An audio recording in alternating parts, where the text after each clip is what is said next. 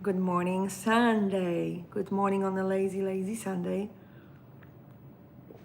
I just got up, so today is very casual in my robe. I haven't had a chance to even have my coffee yet. Today is my sleep in day. Slow down and just enjoy this gorgeous day.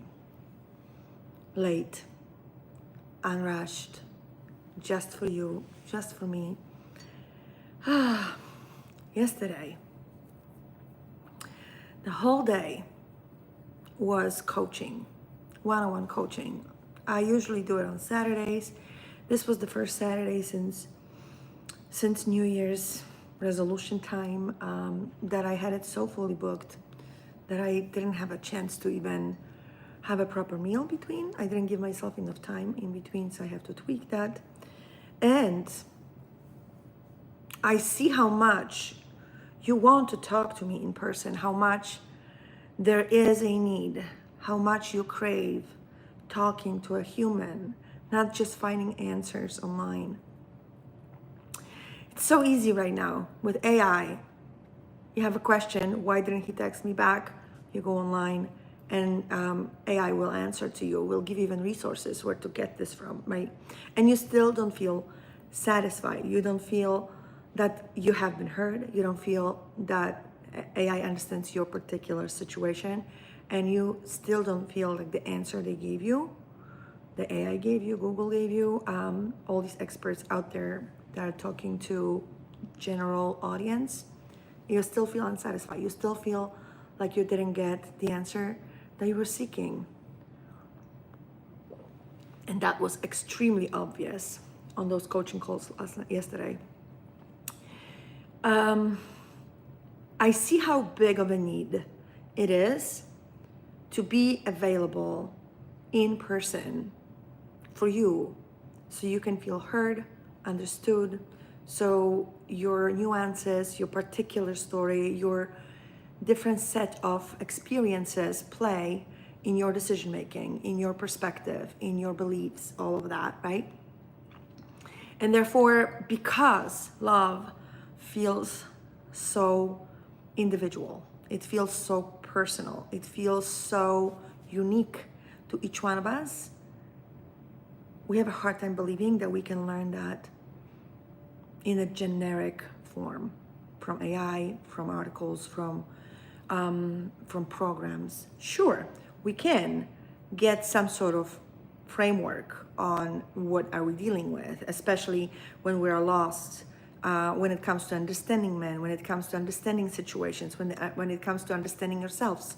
Okay, yeah, it does help. It helps to actually have some sort of resource, some sort of point of reference to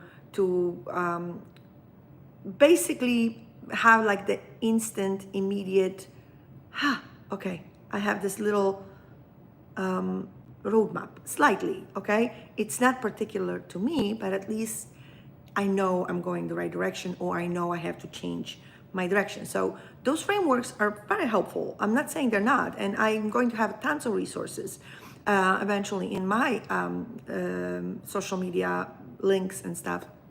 I'm still working on it. So yes, those resources, those frameworks, they are absolutely helpful when you need general idea. Are you in the right spot? Are you on the right page? Are you on the right path? All of that is very, very helpful. However, you crave, and this is normal. We all human crave that. Human touch, face to face, someone who can understand deepness of your soul, deepness of why you're seeing things the way you're seeing, that someone who will see your perspective on something that is so obvious to other people. Why is it so different to you? Why is the feeling that is triggering you so strong for you, but nobody else can understand that, right? So those moments, that's when you need one-on-one coaching. That's when you need one-on-one mentor.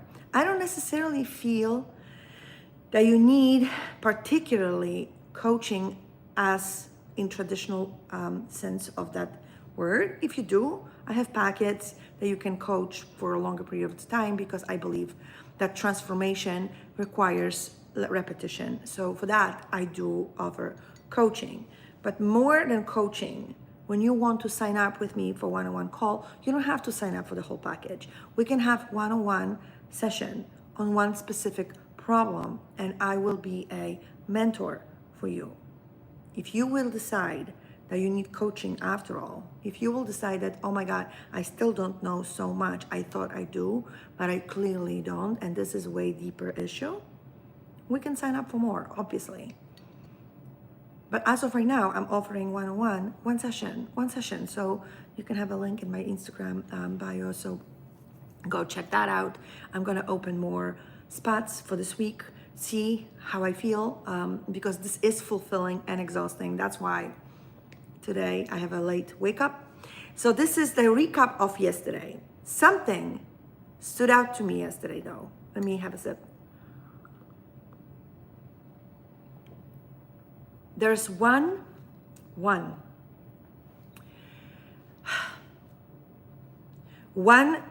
extremely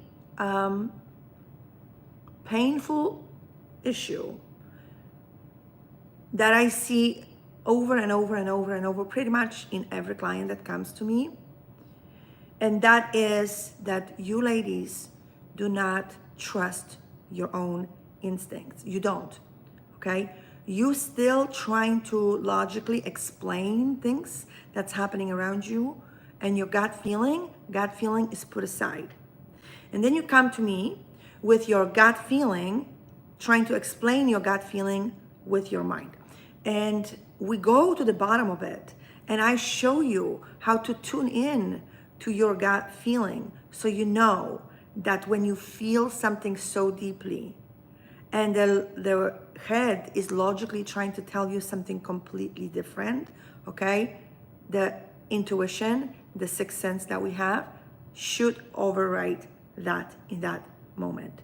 If you feel danger from someone, run. Don't try to explain, oh, maybe they just don't look pretty. No, you feel the danger. You have a responsibility to protect you. So you run. You can always talk to that person later from far away distance to find out if they actually are a threat to you or not, but your responsibility is to first take care of you, take care of your safety. So that's exactly the same way when your gut feeling is telling you, this guy is inconsistent, I don't know if he's into me.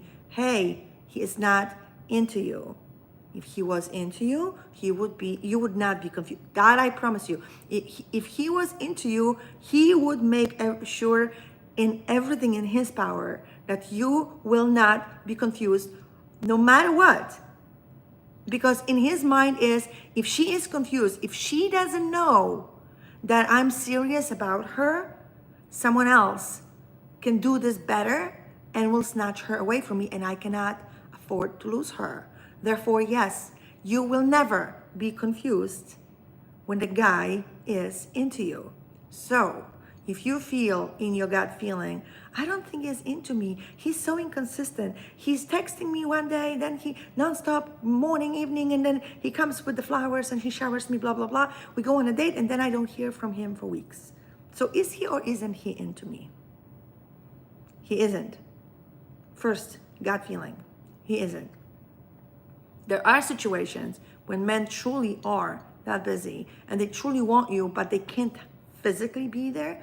But believe me, you will feel the difference. If you're still feeling confusion and you still feel, ooh, I don't think I'm a priority. Oh my God, he's not always here. I always feel alone. I always feel like a second priority, like I'm not his priority. I always feel like he forgot about me and then he remembers me when he has time, and I feel like I'm a little toy to play with. Ooh, if that's not something that you enjoy, if that's not something that you are seeking, it's something that makes you feel horrible about you, something that makes you feel uneasy, something that makes you question yourself, step aside. Step aside. Grown woman will give this man room to figure it out. Figure it out. Remember, pay attention to you. You pay attention to you. Your head is designed to protect you.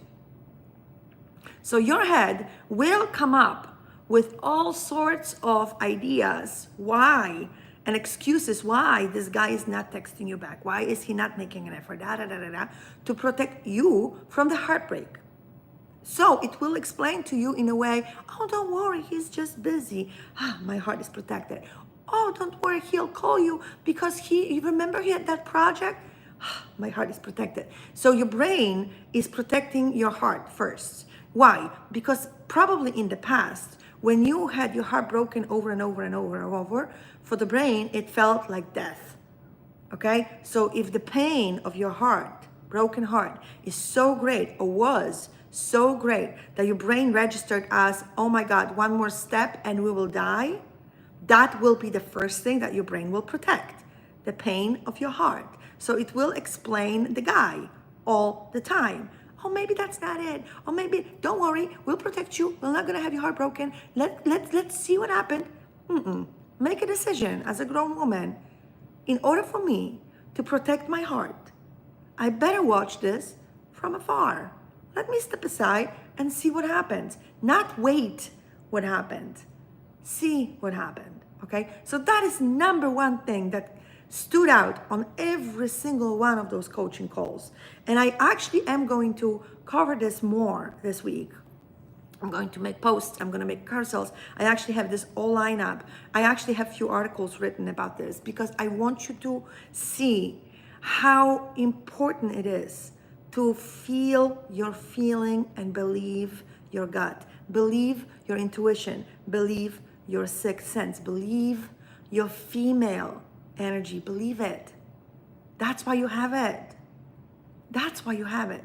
Men are made the way that whenever they see a threat, they are called to action. They know how to act on a threat. We women, when we feel the threat, we immediately know how to protect ourselves. You see the difference? They take action, we take protection. So because we are not made the same way, don't make a mistake of doing what men are doing and try to do action on the threat of your feeling. Your first instinct is, step aside, protect myself, observe. That's the first feeling. Then, obviously, when the threat is coming more and more and more immediate, that's when you take action, you run, you fight, whatever, because that's instinct, obviously. But at the moment when you have the gut feeling and you're not sure and you're not solid about that moment, you know what? Let me go up the hill, watch it, and make my own decision as I see it, as it develops, as it evolves, okay? So that is one thing that I highly, highly, highly recommend to you. And the second thing that I noticed is that you ladies, you confuse the fear of not being chosen from not being valuable. Okay? It seems like you don't see the difference. Oh my God, I haven't been chosen again. He decided to go with someone else. The second we broke up, he got a girlfriend and they got married, blah, blah, blah, okay? So he didn't choose me. That means I am probably not valuable enough to be loved in that level. Those are two different things, ladies. Oh my God, this is such a profound, profound distinction between being valuable and being chosen, okay? I will show you this on an example. You may value diamonds, Chanel purse, the sports car, high-end, high-rise apartment like mine, okay? You value that. This is something that, for me, for example, the high-rise value apartment, I value a lot because, first of all, I love the view because it makes me feel like I can breathe, because the windows allow me to see most of the world. I don't feel constrained in the four worlds. That's why I need to be high up and see the rest of the world. Number two, I have a concierge, so I know no one that I don't allow to come up will come up. They will not let them up the elevator. So I'm feeling secure. Number 3, my packages are being received and stored in the proper places until I come home, and they're not going to be stolen, and they're going to be delivered to my house if they're pressed. That's number 3. And number 4, I will always have maintenance. Okay, I never have to worry about cleaning. I never have to worry about anything being broken. I never have to worry about the the bathtub being clogged. So those are conveniences of this building, and that's why I value living in this building. I value a lot. But if I would decide to all of a sudden have all my family living with me, which in this apartment probably would not be possible for all these people, I would choose to live in the house, even though I value high-rise apartment more, because that's when I feel safer, that's where I feel more convenient, that's where I feel more alive. So I value the high-rise more, but I still would choose the house because I value my family beyond that high-rise. So that's why I would choose to live where it's convenient for them, because I need them in my life more than this high-rise, and I can always come here for vacation. So value, this apartment doesn't lose the value that I had in my mind just because I chose to live in a house. It's just for different reason, for different season of my life. That's why that value is still there. If I will not take it, someone else will value that high rise the same way I do, and they will choose that over the house. So choosing something versus valuing something, those are two different things. And you ladies confuse those two a lot. You feel like if the guy doesn't choose you, that means that you are not valuable. You only have to remember, if this guy doesn't choose me, that means another guy's will, because my value doesn't change because someone else has a different priorities of choosing. That one doesn't equal another. It really doesn't. So this is another topic that I definitely have to cover this week. And this will 100% be covered on my workshop on the webinar March 1st that I highly recommend and invite you. It's free, so you should come. But those are two things that stood out yesterday. I actually took notes. Those are two things that stood out from my coaching calls. And if you feel that this is how it plays in your head, that this is the moments that you are confused, that you don't know, is he or isn't he into me? Is this a relationship or situationship? What is it, okay? Is he choosing me? Or am I valuing myself? Or do I feel like because he's not choosing me, this particular guy, then I'm probably something is wrong with me, okay? If you ever have all these questions, ever, in you, DM me. Right now, I don't have a link for you to sign up, but you can DM me. We can talk about this, and I can send you the way to work with me. I feel like one-on-one conversation with me may make you feel a little bit more secure, trust yourself, recalibrate this brain of yours into trusting your intuition, trusting your guts, trusting your female energy. I'll show you how. It's easy. We can do it on one session. So I highly recommend. I'm going to finish my coffee. I'm going to spend Sunday with my husband. We're planning on binging Dexter, The Original Sin. Apparently, it's a great show. We haven't had a chance to see. So today's our Sunday for that. And I will see you tomorrow morning, 9 a.m. And please pay attention to my posts this week, because they will answer a lot of your questions. Thank you so much for hanging out with me. And I'll see you tomorrow, besties.